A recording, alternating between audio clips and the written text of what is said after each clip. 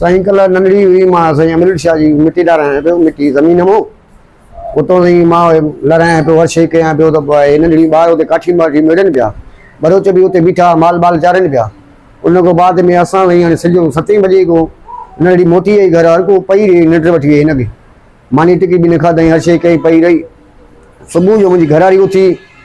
चयूं चांहि पी उथण पई त हिन जा हंध बंद सफ़ा रत बत थी विया। उते मां बि अमृत शाह जी मिट्टी लाइ आहियां पियो बसि उते ई साईं वाक़ियो छो आहे न रात जो थियो त खबर न पई न साईं सुबह जो खबर पई असीं छोकरी काथे रात घर न हुई घर हुई न साईं घर ही नालो छा अथव साईं मुला आहे मुला जो पुट आहे नालो खबर न आहे बादो बिलावल साईं तव्हांजो नालो छा आहे मुंहिंजो नालो शेरावल साईं पाण केरु पंवर साईं कहिड़े ॻोठ वेठा हो साईं सदरो पंवर साईं नंढड़ी जो नालो छा आहे नाली नंढड़ी जो साईं सेमा नालो आहे घणा साल उमिरि आहे ये साईं 6 या 7 साईं साम्हूं पई अथव हाणे उहो जवाबदार हिकिड़ो ई आहे हिकिड़ो आहे साईं ॻोठ कहिड़ो ॿुधायो साईं सदरो पंवर साईं कीअं वञो हुन जो ॻोठ साईं हुते वाक़ई थियो कीअं आहे नंढड़ी सां किथे कयऊं नंढड़ी साईं फार्म उते काठियूं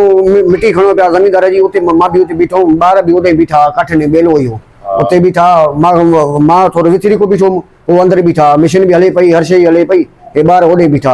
मां हिन रड़ी न ॿुधी मशीन हले पई टाली हले पई मिट्टी नारा हर शइ हले पई रड़ी मां हिन बि न ॿुधमि जॾहिं हीअ आई उते हिन मानी बि न खाधई ईअं ई पई कहिड़ो टाइम हो जहिड़े टाइम ये 7 बजे साईं शाम जो 7 बजे सजल ते पाले जी सर पोइ तव्हांजो सुबुह जो खबर पोइ सुबुह जो ख़बर पई हिन जा ॿारनि जा रत वत हंध बंध रत थी वई खट वट कमरो अंदरि रत थी वियो पोइ तो मां खणी आ कयुमि साईं छोकिरी जी साईं कहिड़े खां पुलिस खे साईं रेमाबाद इतला कयो साईं उन्हनि चयो त असांजी हद होॾो जी आहे हेॾो जी न आहे असांजी वरी होॾो मोटी वरी असांखे खानपुर मोकिलियो अथनि ईअं बसि सॼो ॾींहुं ईअं रुलायो अथनि साईं तव्हां कहिड़ी हद में तव्हांखे खबर असांजे साईं खानपुर रेमाबाद जी हद आहे असांजी रहीमाबाद साफ़ कयो नाजाइज़ी थी आहे असांजी निकिरी सां नंढड़ी सां हक़ कयो वञे यानी गिरफ़्तार कया वञनि जेके बि जवाबदार आहिनि नाजाइज़ी असां थियल महिल ते पुलिस न चढ़ी आहे